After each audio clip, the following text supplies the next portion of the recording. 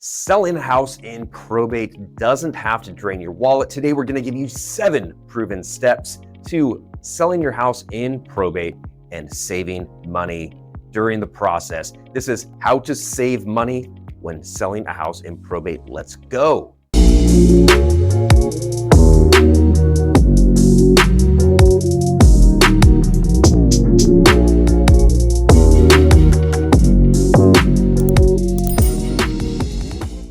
Welcome back to the channel featuring the leading probate real estate team in all of California. I'm Brendan Mohr, Realtor and Certified Probate and Trust Specialist by the California Association of Realtors. And I'm Bill Heyman. I'm a licensed California professional fiduciary, as well as a registered and bonded California legal document assistant specializing in probate. I am also a licensed California real estate broker. Now, please like and subscribe right now. Let us expedite your probate and save you time, money, and stress. Our team serves every county in California with our cost savings probate and real estate services.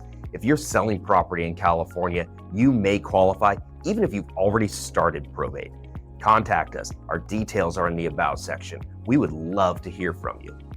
So it's how to save money when selling a house in probate.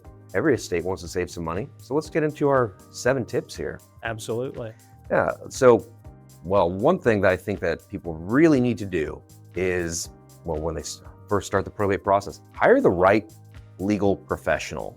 And you've been probating estates for decades, thousands of estates, and then it really matters, one, that experience, but you're a real estate broker as well, so you understand the real estate side. Sure. So that's really great.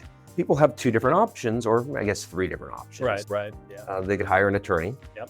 They can hire a legal document assistant to essentially handle all the paperwork and make it nice and smooth for significant savings. Absolutely. Or they can do pro-per, and there's a little bit of a learning curve there, right? Absolutely, yeah.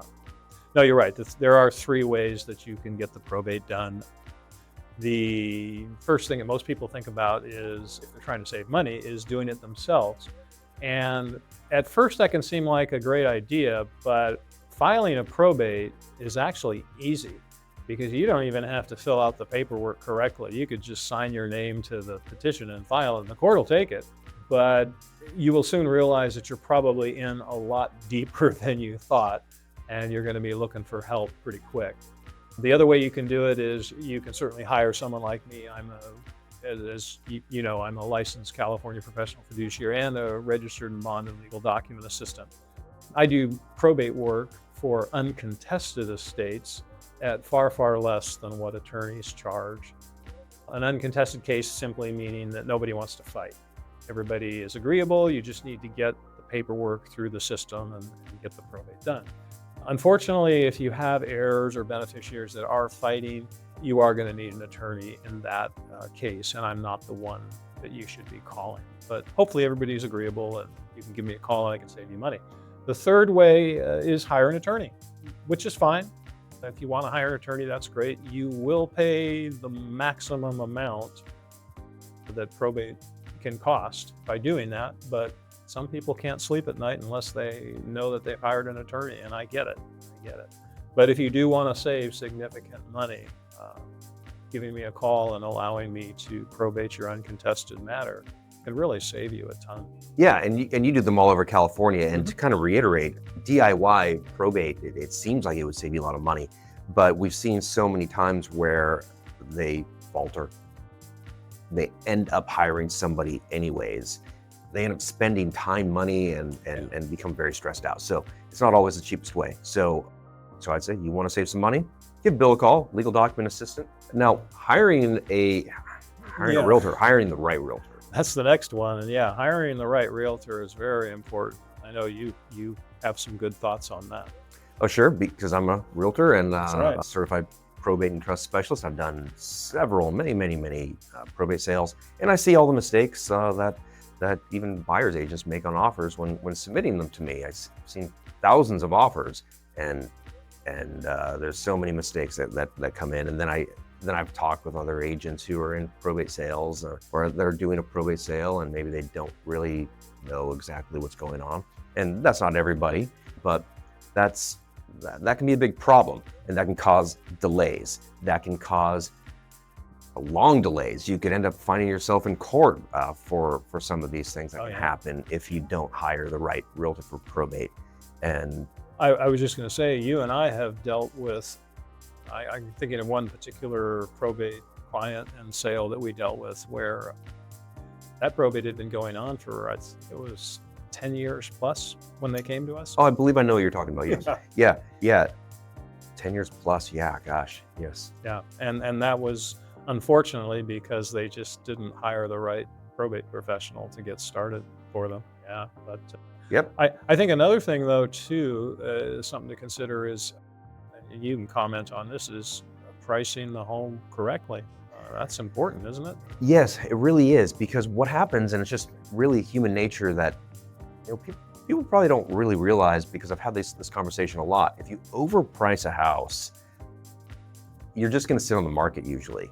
What the human nature part is if you overprice it, say it was a house you overpriced, it was $550,000. There's no comps for it or anything like that, no comparable sales for it. You just think like, let's just try for this. Well, you end up getting no showings, you get no offers. But what the human nature part is, well, the seller will say, oh, well, people can offer less if they want. But that's not what people actually do in real estate sales. Once you lower the price to where they're comfortable, then they offer. It's just is that way. Until the house has been sitting on the market for a while, several weeks or months, then you start getting the lowball offers. If you priced right from the start, you will save time, you will save money. And we actually have a proven strategy that I don't talk about our strategies on our channel, that the way you price a house will actually sell for over market value. But price the home correctly from the start, and a professional realtor will help you with that. Now, selling the home as is, not doing repairs, not offering repairs, we'll get into that a little bit. Well, sure.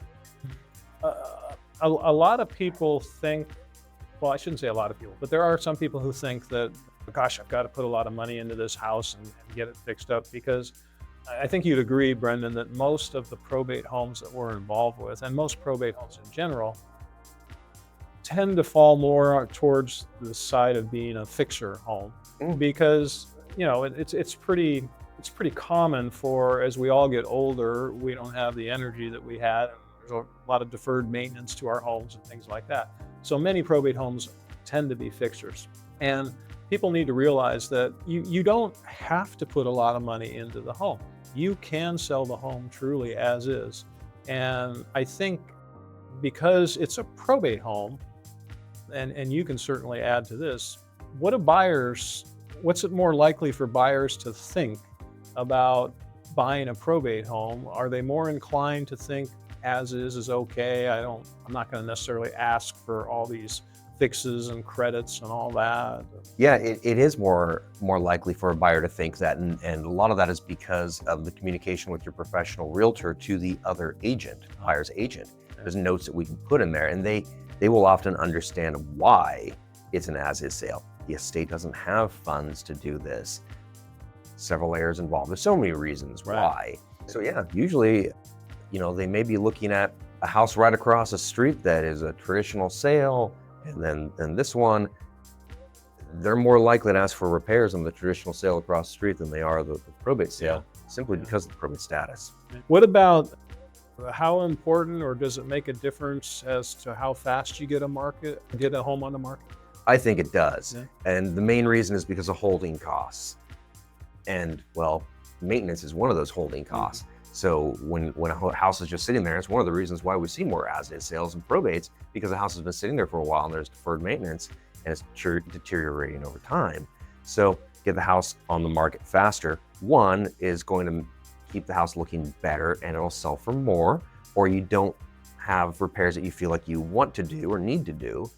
Then there's taxes and property taxes, insurance, utilities. You want to have utilities on when you sell a house. If you can't do that, then that's okay. The homes can be sold without utilities on, or you get maximum value, you really want those utilities on. But there's all those different things that you're paying for. And get it done quickly. How about, and this is one we've talked about in other videos, I know, But what about families that are going through probate agreeing, disagreeing? Is that going to cost them in some ways, or can that? That could very well cost them in some ways. Now, usually in probate, there's one person, maybe two, that's the appointed administrator, maybe executor if there was a will, but there's a lot of other family. And in probate, when an offer is accepted, most of the time notices have to go out to all the heirs. Right. And there's the chance that an heir will object. And it might just be something silly like, mom told me I would get the couch and I'm gonna fight you on everything until I get the couch. Or they think that, maybe they're entitled to live in the house and they don't want to sell it. That's gonna end up costing the estate money, because at that point, for the most part, the administrator, the personal representative has the right to sell this house.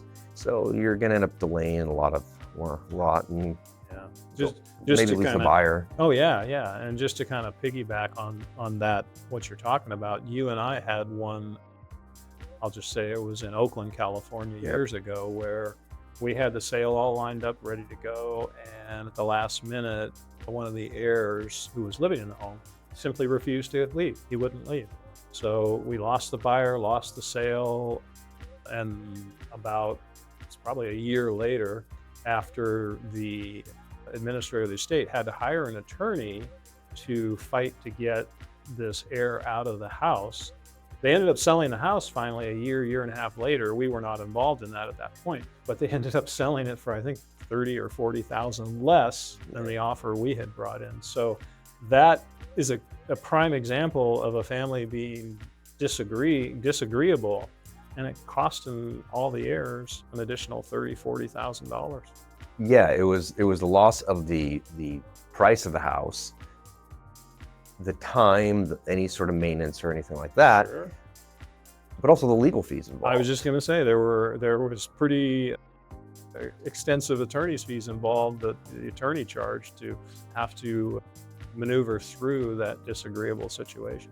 So being agreeable, and that goes more towards the heirs of the estate than it does the administrator, but the administrator or executor really does need to keep things smooth and listen to their family members and try to keep that really, really nice. Now, communication. You know that this is the last one.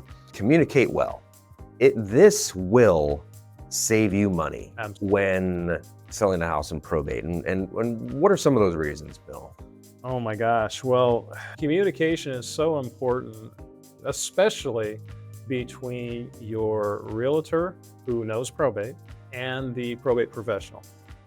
The lines of communication need to be open between those two, because as I think we pointed out in some of our other videos, when you're selling a probate home, there's really two tracks that you're on.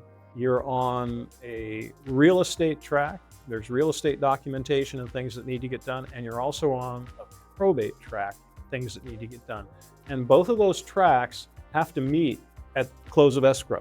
And it's really important that communication between those two goes on well, because in all honesty, the probate track really doesn't know everything that's going on in the real estate track. And the real estate track, unless you've got a realtor that knows probate, often doesn't know exactly what's going on in the probate track.